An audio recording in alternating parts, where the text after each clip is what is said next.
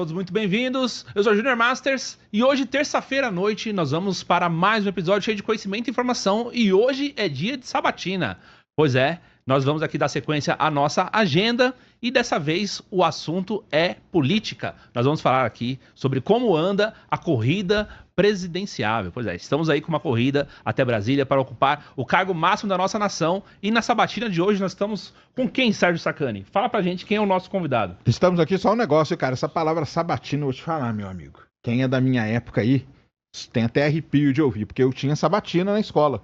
Sim. Você era sabatinado na escola, não era prova, não, era sabatina. Tipo prova oral. É, exatamente. Você tá Entendi. maluco, odeio isso aí, essa palavra aí. Mas quem tá aqui hoje com a gente aqui, ó, Renan Santos aqui, ó, está aqui do Missão, né?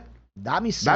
Da Missão. É da Missão ou é do Partido Missão? Do Partido Missão ou da missão? Ou da Missão. Show de bola. Então o Renan está aqui, vamos trocar uma ideia aí, discutir aí problema do Brasil que não falta, né? Hoje é discutir os problemas. Você tá da nossa maluco, nação. só tem E problema. as soluções? Estou otimista. Solução eu já falo aqui desde cara. Eu sei que o Renan não concorda, nem o Arthur também não concorda, mas a solução, meu amigo, é aqui, ó.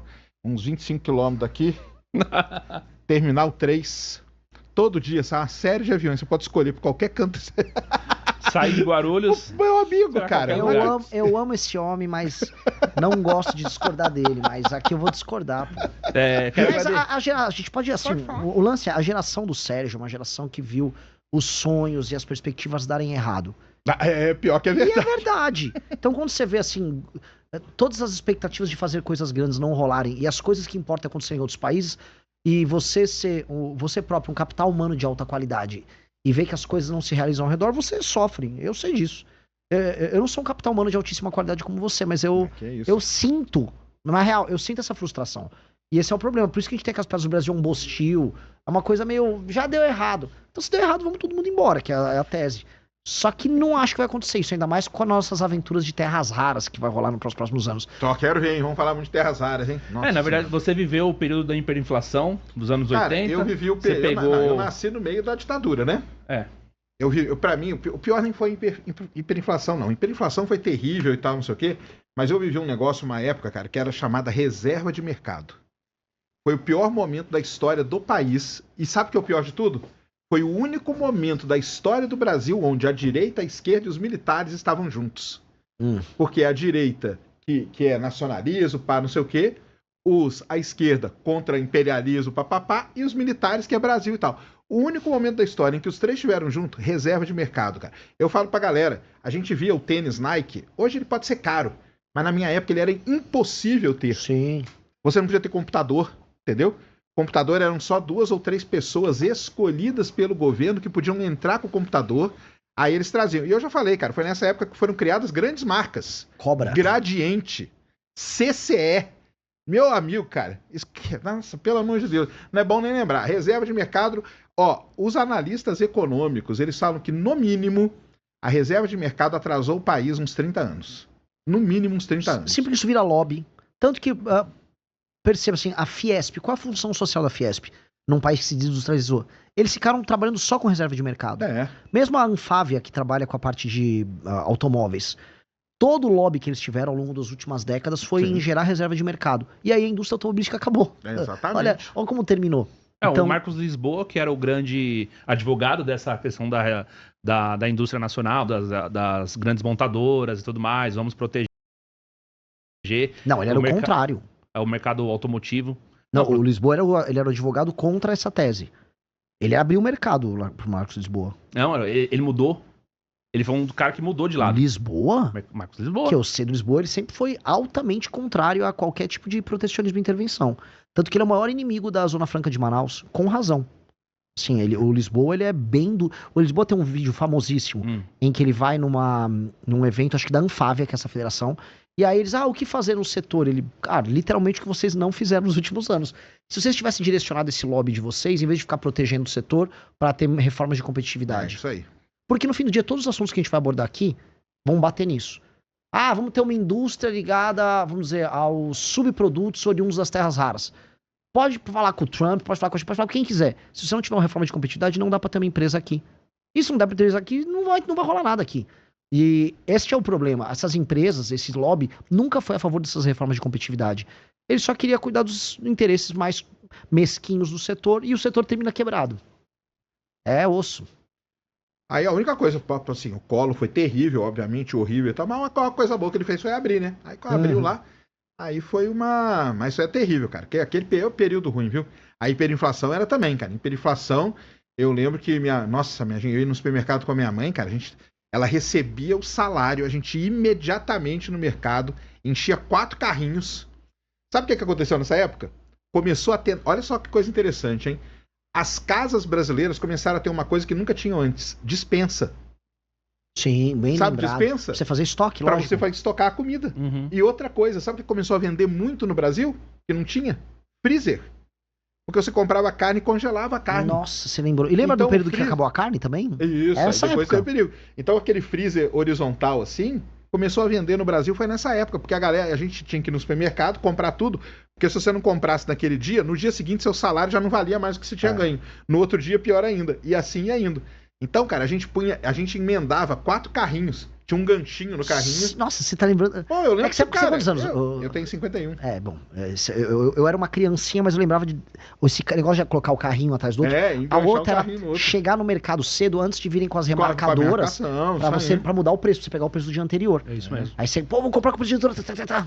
Sou fiscal do Sarney. Meu amigo, sou fiscal do Sarney. E o remédio pra isso, pra muitos, foi um controle de preços, né? Tinha controle de preços depois pra tentar controlar essa questão da inflação. Aí o Brasil começou, né? O congelamento era uma tese que era muito falada, tal, não sei o quê. Até que os caras lá, 4 caras, né? Que agora eu não vou lembrar o nome deles, que eles se reuniram, os economistas lá, e montaram o que foi a base aí do tal do Plano Real, né?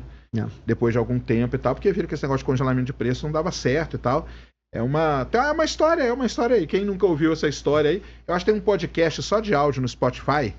Agora eu não sei se é do Estadão que fez, a FU, um desses caras aí que entrevistaram esses caras do Plano Real, entendeu? E é muito legal eles contam essa história, porque eram teses econômicas, entendeu? O cara que criou como que chamava lá, cara? O RV? Né? Então, teve a URV, né? Que é o Fernando Henrique, que foi o cara ali, mas os economistas... Era a turma da Casa das Garças, que era um grupo geral da PUC do Rio. Isso. Que tinha o Gustavo Franco, acho que o Pércio Arida era da Pércio Arida. E tinha mais 2, tô esquecendo agora o nome deles, mas o mais famoso ficaram o Gustavo Franco e o Pércio Arida. O Pércio Arida ele escreveu o famoso artigo Belíndia, que era uma mistura de Brasil com Índia, que era um país que ele imaginava onde as coisas poderiam funcionar, lembra disso? Sim. Isso aí foi um período interessante da história do Brasil, cara. E foi uma revolução que esses caras fizeram. Foi. Uma revolução, assim. Mas estamos num preâmbulo grande aqui. Isso aí. Mas eu sou dessa época, por isso que eu quero... Mas você tá me trazendo agora um exemplo de como as coisas podem dar certo. Pode, deu certo. Te dou um exemplo, a gente resolveu hiperinflação. Resolveu a hiperinflação. Que é um problema muito maior do que resolver quilombolas sim. Não, isso aí com certeza. Não, base de Alcântara. O negócio é que o Brasil, até uma pergunta aí, até já pra começar, né, como que é essa batida. Porque assim, né, o Brasil ele tem problemas de todos os níveis que a gente pensar, né? Econômico, social, de tudo que é jeito, né? Como que você pensa assim? Eu digo não, quando eu chegar lá eu vou fazer. Mas como que faz para estruturar porque também tem uma coisa, cara, que eu acho que falta no Brasil muito. É um negócio chamado planejamento estratégico. Entendeu? Isso nós não temos, zero planejamento estratégico, entendeu? E a China? A China tem. A China só é. A China é planejamento estratégico e de longo prazo ainda, que é uma maravilha. Mas aí como que vocês pensam isso? Como que vocês estruturam? Porque, obviamente, tudo é meio que importante, né? Então, assim, como que vocês priorizam? Como que vocês estão pensando toda essa... Porque é muito problema, cara. Tem problema na educação, tem problema na economia, tem problema na reforma tributária, reforma administrativa. Aí tem problema de riquezas, não só da terra raras, mas do próprio petróleo e tudo, entendeu? Energia. Então, como que vocês priorizam isso? Ou como que vocês tentam bolar esse planejamento aí? Ou seja, essa é a pergunta de $1 trilhão, né? Porque, como é que eu coloco... A gente, quando estruturou o livro amarelo, a gente tentou tornar, vamos dizer, a série de pastas que um presidente teria, os ministérios, num todo coerente. As coisas têm que conversar entre si. Então, o seu planejamento para educação tem que ter a ver também com o seu planejamento sobre desenvolvimento econômico, novas tecnologias. Assim como a parte de segurança pública tem tudo a ver com habitação. A parte de desenvolvimento regional tem tudo a ver com reforma política. E pra gente conseguir estruturar, e hoje eu ir nas entrevistas e explicar, ok, nós temos um plano, demorou, e mesmo assim, pô, eu faço lives diariamente, converso com pessoas que manjam dos assuntos que importam em termos de economia, e mesmo assim, você estruturar um todo coerente é muito difícil. E eu acho que hoje a gente tem um caminho. O caminho que eu digo é entender o que é, onde eu quero chegar e de onde eu tenho que começar. Onde eu tenho que chegar eu sempre olho assim, em perspectiva, daqui 30 anos, qual é o Brasil que eu quero ter? Eu quero um Brasil que seja, em 30 anos, uma das 5 nações mais importantes do mundo. Isso não significa ser um dos 5 PIBs maiores PIBs do mundo, tampouco significa ser uma das 5 nações com maiores forças armadas do mundo, mas uma das 5 nações mais relevantes do mundo, que pode sentar na mesa para discutir os temas que importam no mundo. E aí, se eu fizer partindo dessa premissa, daqui 30 anos, ser o top 5, o que eu tenho que fazer para chegar até lá? Eu acho que a discussão começa aí. E aí, quando a gente olha o tamanho do problema, a gente fala, ok, se por um lado há uns atalhos no caminho e elementos que ajudam a gente a acelerar e tirar o gap em algumas áreas, eu acho que a discussão sobre terras raras nos leva para isso, ela é um acelerador do nosso atraso, ela tira do nosso atraso e pode encaminhar a gente em algumas áreas. Por outros, a gente tem temas que são, assim, do século XIX. Especialmente a questão política a nossa política é uma política do século XIX mesmo, uma política patrimonialista pós-feudal, vamos colocar assim, é um coronelismo com características pré-modernas. Mas como eu estruturo isso? Primeiro você tem que entender, eu preciso criar um vínculo e um ato quase fundacional com o povo do país que eu vivo, com um tema que é central, que vai unir do rico ao pobre, da pessoa do norte ao sul, do branco ao negro. E esse tema é segurança pública. O tema é segurança pública. O assalto no Brasil, ele é muito democrático. Todo mundo já foi assaltado, de todas as classes sociais. Todo mundo viveu, vamos dizer, um ataque à sua propriedade ou à sua dignidade por conta da violência. E a pessoa que endereçar essa questão, ela abre um leque de opções de reconstrução de um país.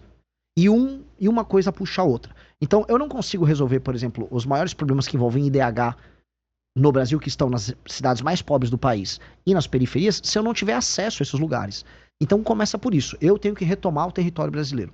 O ato de retomar vai me dar um resultado prático grande em termos de aplicação de políticas públicas nesses lugares. Mas ele também vai me dar um ato simbólico que ninguém está levando em consideração, de ser o primeiro presidente que olhou para esse problema e resolveu esse problema. Para andar com isso, por isso que esses temas são uma coisa muito complexa. Tem toda uma agenda de nova legislação para matéria penal, para matéria da lei de execuções penais e porque a gente chama hoje, na hora de enfrentar o crime organizado, de direito penal do inimigo, que é uma legislação própria para que você faça com que o membro de uma facção ele tenha um status jurídico especial, que é basicamente ele ter menos direitos, diminui muito o direito de defesa dele e faça a pena para ele ser mais alta. A implementação disso também tem que envolver inteligência. Então eu preciso da Polícia Federal atuando junto com o AF, eu vou precisar, por exemplo, para não deixar a droga entrar pelo Mato Grosso do Sul, eu vou precisar da FAB atuando ali. Você vou precisar de drone também, vou precisar de monitoramento. E assim que essa droga que entrou, ela vai passar para o Mato Grosso do Sul, ela vai passar para o interior de São Paulo, eu tenho que ter inteligência para pegar uma empresa em Americana que coloca cocaína dentro de um container de café, porque tem uma densidade similar, e ela vai parar no porto sem ser detectada. Então eu tenho que pegar essas empresas no meio. Assim como eu tenho que pegar ali na Baixada Santista, tomar as favelas que estão na Baixada Santista, que o PCC usa como uma espécie de doca para montar o pacote que será exportado, e retomar o Porto de Santos. Todas essas ações são ações integradas que o presidente da República tem que ter só para começar a endereçar o enfrentamento ao crime organizado.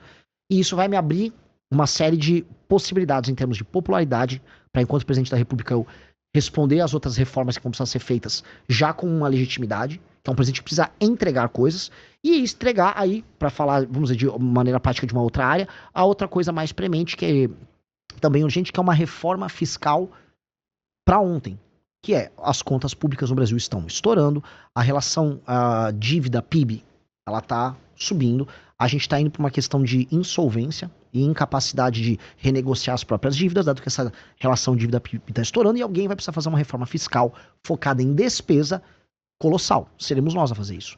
E quando eu falo aqui, eu deixo aqui, se irão sabatear os outros pré-candidatos a presidente, jogue um desafio para eles. Se eles falarem, eu tenho uma agenda fiscal também arrojada igual a do Renan tem, o Kim Kataguiri protocolou a PEC com essa reforma fiscal, ou seja, o projeto já está lá no Congresso Nacional.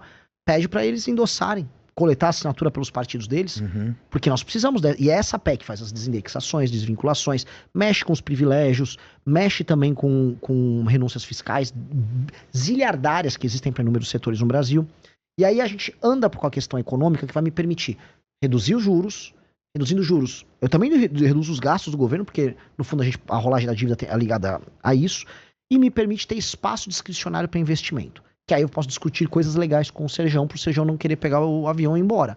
E no fundo é isso. Um país que não tem capacidade de investir é um país que não tem capacidade de imaginar e sonhar coisas diferentes. Não adianta, que adianta falar, eu vou fazer foguete, tá? Tem dinheiro pra fazer uma estrada ligando Alcântara com seus quilombolas a algum lugar? Não tem. Não tem dinheiro pra nada. Não há. E o pouco que tem ainda é emenda de deputado que gasta com besteira, pra colocar aqui. Então, essas duas coisas, segurança pública e uma reforma fiscal, vão me permitir ter um colchão de credibilidade e entrada de dólares no Brasil e uma calmaria do ponto de vista econômico, enquanto eu retomo uma dignidade pra nós. Isso é base. Isso seria, vamos dizer, a base que eu preciso para começar. Você acha que seria o quê? Tipo, no planejamento de vocês é o quê? Os 2 primeiros anos? É o quê? Quanto tempo vocês? Não, a reforma fiscal eu preciso fazer antes de eu assumir, na transição. Entendi. Existe todo o presidente, ele passa uma PEC de transição. O Lula passou. Eu preciso passar a PEC que o Kim protocolou na transição. Entendi. Eu tenho que gastar capital político. Porque aí você já entra votando ela, é isso? Já entro com ela votada. Tá. Eu tenho que botar na transição. Então eu tenho que usar toda a credibilidade de uma vitória eleitoral para passar essa PEC fiscal. E aí, a curva, né, a expectativa de juros no Brasil ser decrescente, dinheiro entra e a gente começa a reverter a expectativa negativa na economia brasileira. Ao mesmo tempo, aí eu iniciar meu enfrentamento ao crime organizado, que vai me gerar uma legitimidade e, ao mesmo tempo, uma retomada dessas áreas. Isso são a base, é a base de tudo.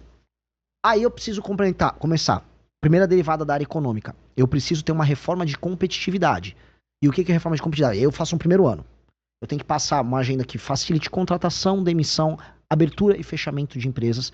Eu preciso endereçar os investimentos em infraestrutura, estradas de rodagens, ferrovias e energia, para começar a ter complexos econômicos mais funcionais no Brasil. Eu preciso ter marcos regulatórios, por exemplo, ligados à cobrança de dívida no Brasil, que você cobrar uma dívida no Brasil é um caos. Um banco te emprestar um dinheiro e você coloca uma garantia, uma máquina numa empresa. Para cobrar a máquina e para o banco pegar a máquina em pagamento se você não pagar, são anos. Então o banco é mais fácil cobrar um spread bancário muito alto, porque ele sabe que a capacidade de cobrança dele é baixa. A gente tem que facilitar isso. Eu odeio o banco. Dito isso, eu entendo a lógica do banco saber que ele vai tomar um calote quase sempre. Então tem que facilitar. Dê uma garantia, seja fácil de executar. A gente tem que ter maior velocidade nesses processos. Tudo isso facilita fazer negócio. E tudo isso facilita com que um gringo venha para cá instalar uma fábrica, ou que um brasileiro tire o dinheiro dele da renda fixa, um empresário, e comece a investir em negócios aqui. Tudo isso somado à reforma fiscal que andou, vamos dizer, como eu posso colocar aqui, que permitiu que os juros ficassem mais baixos, o dinheiro entrasse, não só dinheiro de especulação, como a gente tem com os juros. Só uma reforma fiscal, ela já ajuda também investimento externo no país, né? Óbvio. Porque aí reduz o problema do Brasil. O risco no longo prazo. Muita incerteza, né, cara? É lógico. Muita incerteza. Que empresa que vai colocar uma grana aqui, vai colocar uma empresa aqui, uma incerteza. Porque a gente tem incerteza em vários setores. Tem incerteza trabalhista, né? Que tem esse problema todo. Tem incerteza política, né? E tem incerteza fiscal também, né? Perfeito. Isso aí as empresas não querem, né? Elas fogem, né? Exato. E isto é, vamos dizer, isto é o que precisa ser feito. Então eu tô falando aqui do primeiro ano, uma agenda fiscal, um enfrentamento ao crime organizado e uma agenda de competitividade. Porque eu endereço a questão econômica brasileira para o médio prazo. Na verdade, se a gente trata esses marcos regulatórios e faz as reformas de competitividade e já resolve o fiscal, meio que eu enderecei a questão fiscal do Brasil para os próximos governos. Isso precisa ser feito. A gente precisa dar um marco, igual a gente falou do Plano Real. O Plano Real, querendo ou não, entrou PT, entrou Bolsonaro, entrou Temer. Todo mundo manteve o Plano Real. A política monetária pode ter sido infeliz em alguns momentos, mas o Plano Real foi mantido. A gente não vive aquele momento que a gente estava descrevendo no começo da live. Então nós temos que ter um marco fiscal que será mantido no long run. E é isso que nós queremos fazer. Esse é o nosso Plano Real para a gente andar com esse assunto que não deveria ser polêmica. Aproveitando que você entrou nesse assunto, que é uma das perguntas que a gente faz para os candidatos, é o seguinte, tá? Hoje, se você fosse escolher um perfil para compor a pasta econômica, o Ministério da Fazenda, ou um nome, se você já tivesse, se você quiser revelar também, pode falar a respeito disso? E qual que é a sua relação com a Faria Lima? A gente sabe que a Faria Lima, toda eleição, ela faz uma cartinha dizendo a respeito do que ela espera do próximo presidente e quem ela apoia, né? Inclusive, a gente teve que, na última eleição, foi o Lula e muitos dizem que isso foi decisivo, inclusive, do mercado apoiar aí a campanha do Lula e o Lula se eleger. O que você acha? Que não dá para colocar vendedores de Banco Master. A Faria Lima também quer dar muitos pitacos, mas andava vendendo o Banco Master até ontem. Esta é uma triste realidade de muitos elementos na Faria Lima. tá muito preocupado com a agenda econômica, mas tava enfiando master no cliente até agora. Então, eu tenho minhas ressalvas com a Faria Lima, no sentido de que a Faria Lima, ela faz as apostas políticas dela e quase sempre é puro lixo. A Faria Lima fez as pessoas acreditarem que o Tarcísio seria candidato. E fez preço em cima. Depois falou que o Ratinho seria candidato. Depois falou que o Leite seria candidato. Agora tentou fazer uma aposta meio manca no Zema. Eu não sei se a Faria Lima tem que ser tão ouvida assim. Eu não sei. A agenda minha fiscal, se eu falar isso pra um banqueiro, se eu falar pros caras dos fundos, isso aqui é música pros ouvidos deles. É música pura. O que ela tá falando é lindo. Agora, eles nunca me consideraram. Agora, a boa parte deles vão me considerar simplesmente porque eu apareci melhor nas pesquisas. Agora, vamos dizer, eu sou agora um grande músico pra tocar a música que eles ouvem. Antes, não. Então, assim, a relação com a Faria Lima, ela tem que ser uma relação pragmática. Pragmática. Porque senão eles fazem preço em cima de você. E a questão toda pra mim é o seguinte, eu não vou não vou estabelecer os nomes para um time econômico nosso baseado no o que a Faria Lima quer, mas sim o que o Brasil precisa. A Faria Lima, muita gente na Faria Lima quer, por exemplo, que a questão das terras raras, como eles são curto-prazistas, seja assim, vamos ver um marco regulatório que ajude alguém a vir aqui, botar umas minas e levar aquilo embora. Entreguismo, né? É isso. Entreguismo. É isso. O entreguismo é a coisa mais fácil do mundo. Faz preço pra Faria Lima falar que eu vou privatizar a Petrobras. Eu não quero privatizar a Petrobras. Então, eu não estou a fim de fazer preço com eles a todo custo. E esse é o ponto que é central. Ninguém tem uma reforma fiscal, que isso eles amam, mais ousada do que eu. Dito isso, todo o restante, vamos sentar e conversar. Porque a gente tem que ter, aí sim, um projeto de Brasil, que acho que é uma coisa que a pergunta inicial do Serjão. Onde eu quero chegar com isso? Se eu aumentei minha capacidade de investimento, eu gerei uma segurança, uma perspectiva futura pro Brasil, e as pessoas conseguem andar na rua sem ter o celular roubado, aí eu posso começar a imaginar como resolver os assuntos. Como entrar nos grandes temas. E tem um acelerador nesse processo, que é essa questão das terras raras. Só que essa é uma discussão soberanista sobre terras raras. Porque é sobre, não como o Brasil, ou como empresários brasileiros ganham dinheiro com isso, e sim como o Brasil se reencaixa numa nova cadeia produtiva global, de maneira soberana, e aproveita que ele tem meio que, o Serjão me corrija, 20% das reservas globais desses minerais aí, o Brasil é a segunda maior reserva do mundo, 24 milhões de toneladas, né? Só perde para a China, e a terceira, que é a Índia, é 6 milhões, né? Então, assim, o Brasil, ele é uma posição do Brasil, ela é violenta, e fora que tem coisas aqui que só tem no Brasil, né? Nióbio, por exemplo, é Araxá, a maior reserva do mundo. Posso fazer uma pergunta? Nióbio é uma terra rara? Ou não é? Não. Ele tem um estado igual o quartzo, que tem aquele quartzo super clean que tem nos Estados Unidos. Terras raras mesmo, do ponto de vista, assim, né, químico e tal, são só aqueles 17 elementos ali, liderados pelo lantânio. Lantanídeos. São os lantanídeos de Minas, né? Durante muitos anos na geologia, a gente sempre chamou eles de lantanídeos de Minas. Porque o lantânio é o principal, e o lantânio, para quem não sabe, é um dos principais elementos hoje para fazer bateria. Entendeu? A bateria de lantânio. Aliás, depois eu tenho que perguntar esse negócio aí, porque, por exemplo, em Minas Gerais, eu conheço pelo menos umas 50 startups, entendeu? Que já estão recebendo grana de fora para desenvolver, por exemplo, bateria de lantânio. Em Minas Gerais tem muito desenvolvimento de bateria de lantânio. Bateria. Mas a gente pega o elemento igual o lítio, né? É que a minha transforma em bateria. Pergunta bem clara. Agora, para você, deixa eu fazer, não é uma sabatina, mas assim, com você, mas o processamento desse lantânio. Não, calma aí. Nós vamos chegar no processamento. Que pra mim é o grande problema. Esse é o problema. Esse é o grande problema. Como é que eles estão numa outra etapa se eles não têm a etapa do meio? Não, aí eu vou chegar nesse negócio pra você. O que acontece é o seguinte, você perguntou do nióbio e tal. É que o que a gente fala é o seguinte, a gente chama de terras raras e minerais que são hoje fundamentais. Por exemplo, o lítio não é uma terra rara, mas ele é um mineral bom. Parte do cobalto também? Cobalto, lítio, tório, entendeu? Não é terra rara também. O próprio nióbio, entendeu? Isso aí são elementos hoje, porque são elementos que fazem parte da cadeia que a gente mais precisa hoje, que é a cadeia tecnológica, né? É o que faz chip, é o que faz condutor, supercondutor, bateria. São esses elementos, entendeu? Todos esses aí. Tem as terras raras fora todos esses outros. Então é um grupo de elementos que o Brasil tem. Aparentemente a China, ela, nos anos 80, ela entendeu que isso teria um papel central. Parece que havia só uma mina no mundo que cuidava dessa parte de terras raras nos Estados Unidos, que é na Califórnia. E aí a China entendeu, ela comprou alguma empresa americana, ela levou parte da tecnologia pra lá, e você tem o Deng Xiaoping numa entrevista falando em terras raras, avisando a Arábia Saudita tem petróleo, a gente tem terras raras. E ninguém deu bola. E a China, ela fez esse planejamento de fazer a cadeia completa. E aí ela vai da mineração, do processamento, e é super é poluição pra caramba, assim. Acho que era perto da Mongólia, me corrija. A poluição da terras raras, o grande problema dela mesmo é a poluição. Porque Porque acontece o seguinte, né? Primeiro, até explicar pra galera por que chama terras raras. Muita gente acha que esse nome é porque tem pouco. Mas não é porque tem pouco, não. Não é. Tem muito. A gente chama de terras raras porque ela é muito difícil de você tirar ela da rocha. Então o que acontece? Como que é o ferro? O pessoal entender que é mais fácil. Você vai lá em Carajás, você pega uma pedrinha e aquela pedrinha tem ferro no meio. Você vai lá e quebra aquilo ali e sai só com ferro. Terra rara é exatamente a mesma coisa. Só que o problema é o processo para você tirar a terra rara da rocha, ele é muito agressivo. Então, normalmente você faz com ácidos muito ferrados.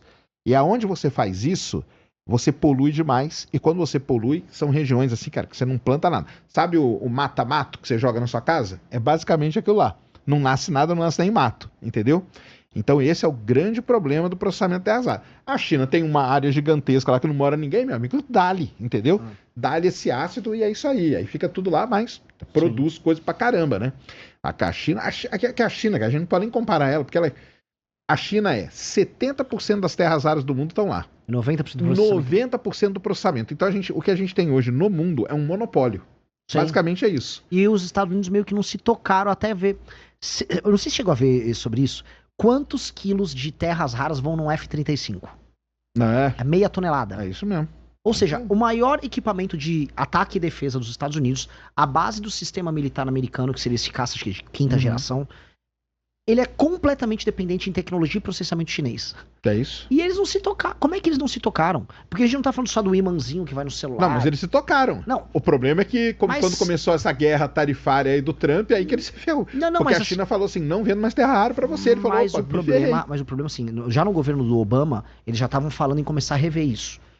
E aquela mina que eu tava falando na Califórnia, ela tinha quebrado. Ela tinha ido à falência, porque tinha tanta fiscalização ambiental que fecharam a mina. Aí eles começaram, acho que já na gestão do Obama, acho que isso não vai dar bom.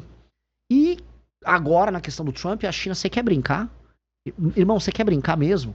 E aí eles entraram em pânico. E aí que entra o Brasil nesse cenário? Exatamente. O Brasil entrou num jogo. Só que assim, se nós tivermos uma boa liderança, uma boa presidência, a.k.a. espero que seja eu, você consegue transformar isso numa oportunidade gigantesca. Porque tem uma coisa que eu vejo igual na questão da inteligência artificial.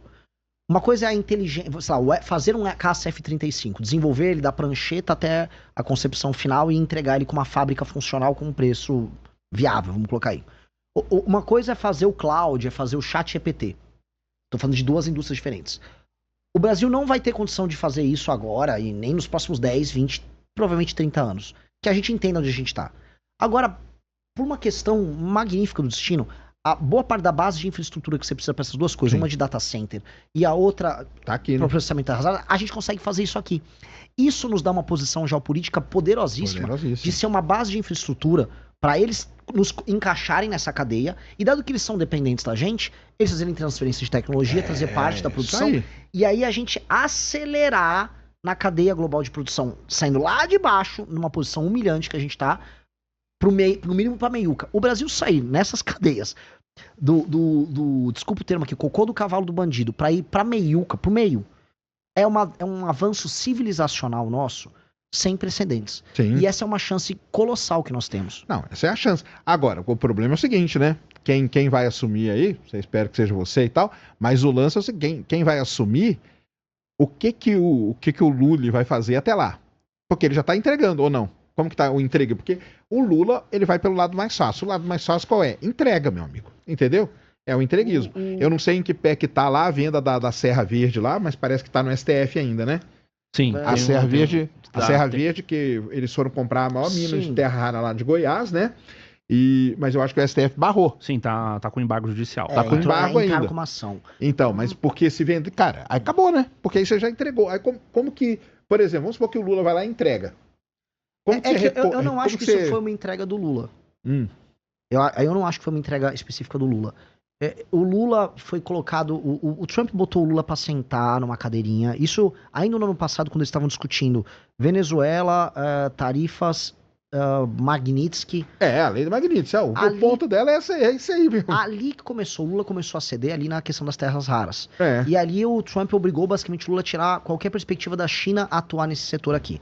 A China naturalmente viu o Brasil como um fornecedor de terra rara e ele avisava assim, deixa eu minerar aqui, Lulinha, e manda lá que eu processo lá na China. É. Porque, se eu não me engano, também me corrija, a Austrália tem mineração de terra rara, só que o processamento ela faz Sim. na China. Na China. Porque a China é o mais competitivo, as leis ambientais não existem. É a mesma Então- coisa do petróleo. É igual o petróleo pesado, que a gente pega, vende o petróleo para refinar lá fora e compra ele depois Compra refinado. Basicamente é a mesma coisa. Isso aí até que nem tem muito problema. Mas o lance tinha que ter o processamento É aqui. óbvio. Tinha que ter o processamento aqui. O meu medo qual é? Quando a gente fala de uma indústria pesadíssima que é dessa aí, nós brasileiros aqui, que vivemos aí, todos petrolão e tal, a gente sabe na mão de quais empresas que isso vai cair. Onde eu ia chegar? A gente sabe na mão de quais empresas que vai cair. Infelizmente. São pior que não é 4 nem- não é ou nem- 5 Não é empresas nem que empresas, podem fazer Sérgio, assim, sendo bem sincero, isso. houve agora alguns anos atrás, houve uma suposta, todo mundo comemorou a privatização da Eletrobras e alguns marcos que regularam a área de termoelétrica. Você vai ver quem são os donos das termoelétricas. Sendo bem sincero, tem um parente do Kassab que tem uma termoelétrica lá na região sul. Lá no Maranhão tem termoelétrica e tal, também com um parente de político. O Centrão ficou dono da geração de boa parte da energia, especialmente com termoelétrica no Brasil. Terras raras, quem está em cima disso é o Centrão em alguns bancos, Sim, alguns bancões brasileiros de investimento que Não, já porque quando eu falo as empresas, a gente sabe. As empresas brasileiras que têm capacidade de fazer isso, a gente sabe. É Queiroz Galvão, Odebrecht, Camargo Correia, porque são as empresas de coisa pesada. Pera, eu não tô nem chegando nesse cara ainda, tô chegando um pouco antes. Porque como que a gente vai... O meu problema todo é... Não, beleza, vamos fazer aqui então, vamos processar a terra rara aqui. Quem que vai processar? Vai ser difícil. Qual empresa que teria... Porque essas Pelo que o empresas Renan falou, tem sempre um intermediário. Tem um intermediário Tem ligado a Não, políticos porque do essas Centrão. empresas Tem aí, um agente político lá ligado elas são sitiadas pelos políticos, Não, óbvio. claro, mas que eu não tô nem chegando nessas empresas. Elas estão lá. Tem bancos e fundos de investimento que também contam com, aí sim, com dinheiro e participação gringa, e tem o político do Centrão. Tinha um marco regulatório passando sobre terras raras no Congresso, e houve um lobby para diminuir a necessidade de contrapartida em investimento técnico aqui, desse lobby, porque o que os caras querem é tirar a terra rara, vender e faturar. É isso. É isso. É isso que eles querem. É isso. Eles não ligam na criação de uma cadeia. Por isso que esse tema tem que chegar um presidente da República e falar: acabou, parou, eu vou interditar essa discussão agora. E aí sim, nós temos que ter um marco regulatório e a gente tem que se posicionar geopoliticamente. Porque isso aqui é sobre relação geopolítica. Os Estados Unidos têm que entender. Meu amigo, você tem que fazer um F-35 com terra rara, com os ímãs e tal, extraídos daqui do Brasil, ok? E dito isso, uma parte da produção, a extração, o processamento, vai demorar anos para ter esse processamento em escala, não é que é fácil. É tipo 10 anos para montar. Por isso que o que eu falo, né, com o pessoal, que é o seguinte, né? Que o pessoal até pegou, né, eu falando e o Renan respondendo. O pessoal montou. Vamos sair. Porque é o seguinte, o negócio de terras raras, você tem que ter um planejamento de curto, de médio e de longo prazo. Então tem várias coisas que você pode fazer nesse período aí. Eu falo para todo mundo, o exemplo maior que eu dou, eu não gosto de dar exemplo nenhum de país que é fora da nossa realidade. Eu dou o exemplo do Vietnã. Ah, eu também. Adoro falar do Vietnã. Porque o Vietnã é um país ferrado, um país que foi destruído pela guerra, e eles têm um planejamento de curto, médio e longo prazo para terras raras dele. Entendeu? Eles sabem o que eles vão fazer daqui 2 anos, daqui 5, daqui 10. É isso mesmo. Então, o negócio é o seguinte: óbvio que o mais fácil é o quê? Cara, vende tudo isso aí, entrega essa porcaria aí, eu não quero nem saber disso aí. Que é o histórico brasileiro. O histórico brasileiro é esse, entendeu? Mas aí, como que a gente, nesse ponto, a gente nunca senta, o que eu brinco com o pessoal é o seguinte, né? Quem tem criança em casa e tem Natal, senta os adultos, e aí você pega e dá um prato de macarrão para as crianças ali na mesa de criança. Tem a mesa das crianças. O Brasil, ele tá sempre na mesinha das crianças ali, entendeu? Ah, Brasil, tem terra rara aí? Tá aqui, ó, cara, ó, toma essa grana aqui, ó, e fica quietinho aí na mesinha das crianças, cara, não enche nosso saco não, entendeu? E o lance é esse, entendeu? É isso. E a criança depois diz: amanhã eu tô jogando futebol, olha eu lá jogando na Copa. É isso mesmo. E ainda perde. É isso. Qual que tem? Calabresa, mussarela, atum com queijo. Franguinho. Então o lance, cara, é esse que é a parada, entendeu? Como tirar, pra mim é isso também. E como tirar da mão dessas empresas que a gente sabe que se elas estiverem aí, são empresas que já são sitiadas pelos partidos, boa parte é do Centrão mesmo, a gente sabe disso, entendeu? Você tá falando que vai ter corrupção igual teve. Cara, imagina, vão ser projetos, cara, que você não sabe nem escrever o número de tanta grana que vai ser. O Sérgio, ele viveu o escândalo do Petrolão, não, né? eu tava dentro da Petrobras. O escândalo do Petrolão. Eu estava dentro da Petrobras o dia que foram atrás do Cerveró. Conheci o Cerveró pra caramba, eu trabalhava com ele na Internacional. E o maior escândalo lá, que é a Abreu e Lima, né? Abreu e Lima. O Sérgio tava lá também. Bastante também. Então o lance é o seguinte, cara. Pra mim é como tirar da mão desses caras aí. Entendeu? Por exemplo, tá lá, não, vamos fazer aqui e tal. Como que nós vamos fazer? Como que nós vamos tirar da mão dessas empresas que a gente sabe qual é o final da história? Entendeu? Esse pra mim é um dos grandes dramas que a gente tem. Tomo Coca Zero. Olha que pizza gostosa, viu? Eu tô bem feliz com a pizza. Aí viu? sim. Eu tinha comido. Maravilhosa. Uhum. Bom, basicamente, Sérgio, você está descrevendo o nosso capítulo sobre terras raras do Livro Amarelo. A gente tá falando de ter um plano de investimento de 20 bilhões. 10 bilhões via BNDES, e entendimento geopolítico de entender com quem nós vamos montar essa cadeia. Não será com a China, porque a China já tem a cadeia dela. E a China, se reeleger o Lula, a China vai querer ver o Brasil subalterno à cadeia dela, exportando no máximo aquele composto que não tem, acho que não tem a separação, né, das terras. Sim, é o óxido, né, que é o do meio ali. Olha tudo que você vai receber. Ferramentas de inteligência artificial do Brasil. Essa plataforma tem tudo que você precisa e custa só metade do ChatGPT. Você vai ter acesso ilimitado aos modelos. O Trump já avisou que mesmo se o Lula ganhar, não vai acontecer, que aqui é a zona de interesse americano. E aí, se o Lula não coopera, o Trump vai simplesmente falar, vou botar umas empresas aí, bota teus parceiros políticos pra ganhar uma grana e manda isso pra cá. E pode anotar, vocês vão ver Joesley Batista, que não tem nada a ver com isso, sendo um dos agentes mais importantes nessa área. É o Joesley. O Joesley é um dos maiores, vamos dizer, prospectores de terras raras que tem no Brasil. Qual é a função do Brasil nesse jogo? E aí eu tô botando pra roda aqui, pra todo mundo discutir, porque esse tema é central. O Brasil depende muito da China. Dito isso, essa questão das terras raras são uma das grandes oportunidades da gente dar um salto civilizacional. Os Estados Unidos estão dependendo da gente, não só eles. O Japão depende muito. Sim. Que é outro que depende. Taiwan, pros chips. Índia depende, mesmo que ela também tenha terras raras. E ela tem tecnologia de processamento, não completa, mas tem. E Canadá, etc. Nós temos que, assim, existe uma cadeia paralela da China para você criar uma indústria deste século que vai, em grande medida, depender do Brasil. Logo, o que nós temos que colocar na mesa é o papel do Brasil é de protagonista nessa cadeia. Isso. Para fazer todos esses investimentos pra gente começar, da mineração ao processamento, eu acho que seria coisa de 10 anos, é isso que a gente conversou com o time. Coisa de 10 anos para você fazer isso, é investimento, seriedade, várias empresas para essas áreas e investimento aqui no Brasil em formação de capital humano, para a gente poder ter nossa própria tecnologia, por exemplo, de processamento limpo em algumas áreas. Me falaram, depois o pessoal dá um Google, tem uma iniciativa que chama Magbras, que eles já estavam fazendo tecnologia de processamento para alguns desses são magnéticos, disprósio, neodímio. Então eles já estavam conseguindo, aqui no Brasil, a gente tem que desenvolver isso virar startups, e aí essas empresas têm, vamos dizer, contratos garantidos com as mineradoras, que sejam as gringas até, que venham se instalar aqui, para isso financiar o surgimento de uma cadeia brasileira, com tecnologia brasileira nisso. E, paralelamente, o ímã sendo feito aqui, aí exigir como contrapartida as fábricas de bateria aqui. Só que, o Sérgio, pelo amor de Deus, isso aqui não é uma área minha, eu tô só falando com quem eu conversei. Tem 3 propriedades especiais aí, terras raras. Uma é a magnética, uma é de catalítico, que eu realmente não sei. Isso. E a outra é de luminescência,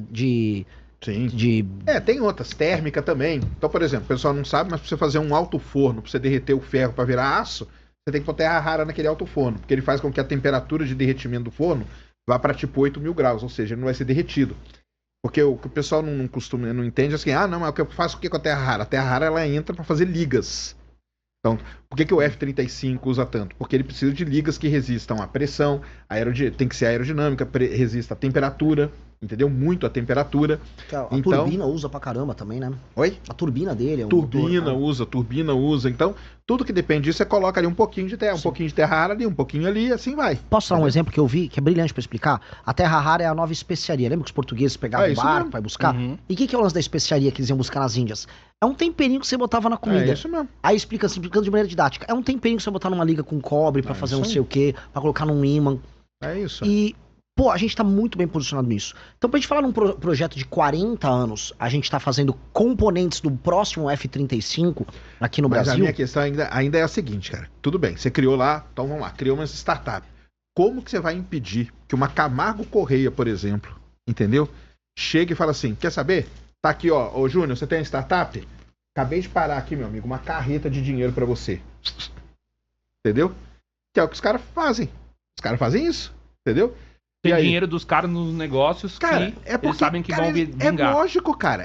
E por quê? Porque eles veem, cara, uma oportunidade muito grande de roubar nesse lugar, nisso aí. É muito grande a oportunidade de roubar, cara. Assim, eu acho que se a gente continuar trabalhando Como que apenas... protege? Se a gente continuar operando apenas na lógica atual de Brasil, em que você não tem marco regulatório que impeça, por exemplo, corrupção pura e simples nesses contratos que envolvem recursos naturais, realmente nem vai ter a cadeia aqui.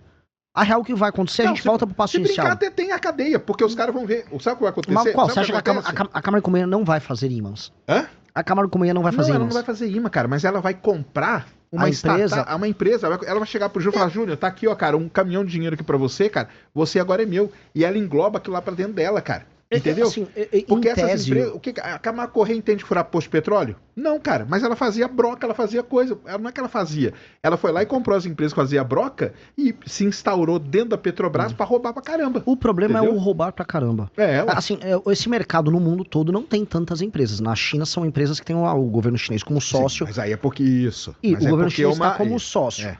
Mas aqui não vai ser, né? Aqui não vai ser com o governo chinês como sócio. Não, aqui agora, o governo Lula acabou de tirar a Terrabras, né? Não vai mas o problema da Terrabras, a gente entraria em outros problemas que acabam gerando Camargos e Correias também. Sim, não, mas o Terrabras parece que ele vetou, né? Vetou. Não, o Congresso também não estava muito a favor da Terrabras, não. Né? O problema todo, quando a gente olha essa discussão toda é, marcos regulatórios que envolvam, para além da questão das terras raras, que envolvam corrupção pura e simples, envolvam você comprar um agente dentro de uma empresa pública ou uma pessoa dentro de uma agência regulatória. Isso tem que ser brecado. Porque, por exemplo, e o cara tem que ser muito preso. Eu não gostei que você falou do tal do BNDES, cara. Porque pra mim o BNDES foi um dos principais responsáveis pelo petrolão na época lá. Mas entendeu? Vamos colocar aqui. Pra mim, a primeira coisa que fazia era acabar com os BNDES, tá, mas cara. quem financiaria isso aqui? Aqui? Não, aí tinha que arrumar, né? Não arrumar quem? Mas o BNDES, cara, o problema do BNDES é porque o BNDES já tá sitiado, cara. Na prática, o BNDES, depois que ele foi saneado, ele não tá apresentando grandes problemas hoje em dia. Ele é um instrumento que o governo tem para fazer investimento de longo prazo. Porque a grande empresa que ele pegava era a Petrobras acabou praticamente com o setor exploratório dela, cara. Voltou agora agora lá com a margem equatorial, entendeu? Não, mas você acha que eles não voltam, cara? Não, assim, a questão que você tá confundindo pra mim é a questão da corrupção e da troca de favores ali dentro. Isso. Que você tem que ter leis que envolvam crime de colarinho branco muito duras. Isso é uma coisa. A outra coisa é um instrumento que você tem hoje à disposição para fazer investimento numa área crítica. Ter um BNDES não significa que ele será necessariamente corrupto. Nós temos que, aí sim, necessariamente ter leis muito duras pro crime de colarinho branco. Porque no Brasil você não vai preso por crime de colarinho branco. Porque vamos lá, cara, ó. Não tem, você vai corromper um agente público. Porque o problema, Sejão, que se eu for falar nesses termos, eu não vou fazer nenhuma política pública no Brasil. Porque todo mundo é passível de ser corrompido. Porque vamos lá, a ideia que a Dilma teve na época dela, que foi criar a tal das Champions, certo? Qual que era a principal coisa da Champions? Ela podia ir lá no BNDES pegar dinheiro. Sim. Certo? Mas eles eram parceiros de negócios deles. Que era um negócio. Mas aí o que aconteceu? Aconteceu, o maior caso de corrupção da história. Mas esse é o ponto. Eu acho que nós não temos que ter os parceiros de negócios, nós temos que ter regras muito claras. Porque no fim do dia, as regras ali, elas eram subjetivas e os parceiros do governo foram beneficiados. Hoje você tem que ter, vamos dizer, qualquer um que esteja claramente comprando o apoio de um empresário para oferecer um empréstimo para ele, que às vezes ele nem mesmo não paga, que foi aquele esquemão que rolou naquele período, isso tudo tem que ser preso. O problema é que a gente não consegue fazer nenhuma política porque a gente basicamente imagina, com razão, que hoje, da maneira como nós estamos, tudo vai dar em roubalheira. O caso Master tá se encaminhando para uma Master Pizza. Mas isto é um problema nosso de, assim, a nossa questão de lei e ordem é um caos. Só que se eu não... Vamos colocar aqui.